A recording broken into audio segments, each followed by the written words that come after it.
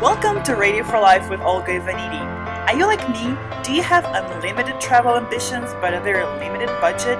Do you want to debunk cultural myth about diverse communities you grew up with? Do you want to dig deeper when you travel? Then me and you, my friend, are on the same track.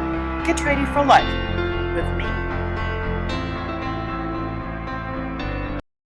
Located on Chicago's Lower West Side, Pilsen is the heart of the Mexican-American community and a canvas for many artists. Highly concentrated street art in Pilsen is on the 16th Street along the train tracks. There are plenty of contemporary art galleries in Pilsen too. What inspires you to make this La art? inspiración, pues no existe mucho, ¿verdad? Sino lo que existe es el labor, el trabajo.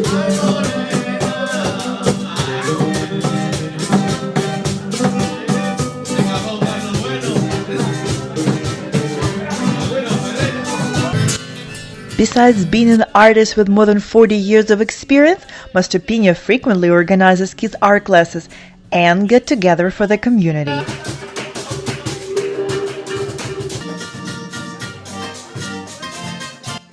There's a stigma because some Latinos are darker skinned and their looks like menial jobs, and I get away with things because I'm lighter skinned. But some Latinos that are darker skinned, they look at you can only do certain jobs. Caesar is happy to see the mural he painted when he was 13. Being Latino, everything is celebration. Everything is inspiring. Another great art gallery in Pilsen belongs to Leticia Rodante, an artist who knows just the right way to recycle. You can call me the garbage picker. I like dumpster diving. It's pretty interesting because you find a lot of items that everybody considers trash, but you have the vision to see beyond the dirt, beyond something broken, and you turn it into something nice when you use your love, your imagination, and a lot of color.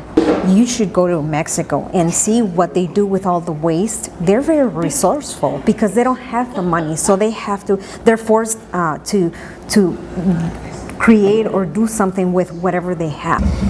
You already have people rejecting you because you're an immigrant, because you don't speak their language properly, because you have an accent. Then you're a female. And to top it off, you're an artist. Nowadays, still in the 21st century, being an artist is like saying, I'm a prostitute, pretty much. They look at it like saying, oh, you're a lowlife. You smoke pot. You smoke pot to have those great paintings up on the wall, and that's not true. Mexico is color. Mexico is color. It makes people happy. Leticia dreams of creating her own YouTube do-it-yourself series, but only in Spanish. From taco diners to street food like chicharrón, fried flowers sprinkled with lemon juice, you can never go hungry here. Muy rico. This is a family-run bakery that has been in business for 43 years. Grab a tray and tongs and choose what your heart desires, from conchas, sweet bread, delicious empanadas, to their large choice of cookies. If you're here for the Day of the Dead, you can see the altar to honor bakery owner's father. So he's overseeing, right, this bakery to make sure you guys are working. Try Day of the Dead muñeca, baby pastry, and special bread with vanilla and cinnamon. It's very good. Huron Books is the largest Spanish language bookstore in Chicago. It specializes in Spanish translated titles and books by Latin American authors. Don't forget about colorful Day of the Dead children's books. Many shops along the 18th Street are selling Mexican souvenirs and clothes. Day of the Dead started 3,000 years ago and used to commemorate the death of ancestors by numerous indigenous nations at where is now Mexico. Now every year Mexicans celebrate death and rebirth that comes after it. All altars they build for their relatives have fresh harvest offerings. In the museum this year they remember Black Lives Matter and Orlando mass shooting. Painting your face, wearing what we wear, they're taking it as a costume, and to us, it's not a costume. It's tradition, it's culture, it's a lot of heart we put into it. Meaning is, you know, the two worlds, life and death.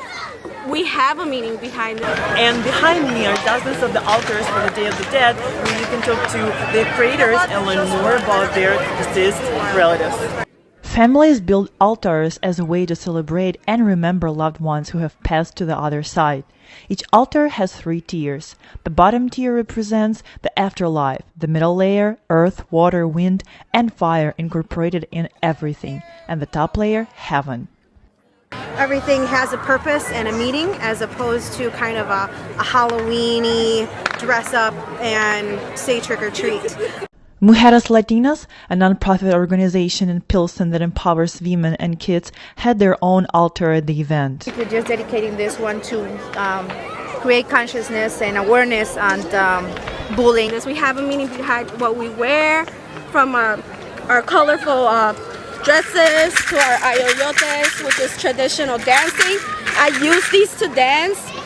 I dance and I pray with my feet, with my songs, calling out the 4 elements.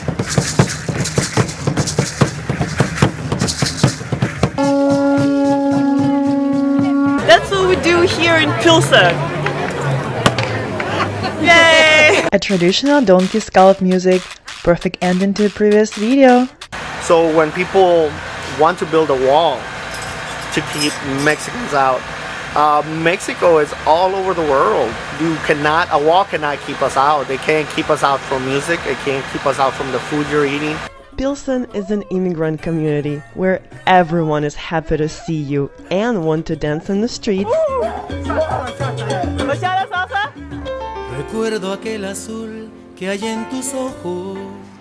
It feels like family.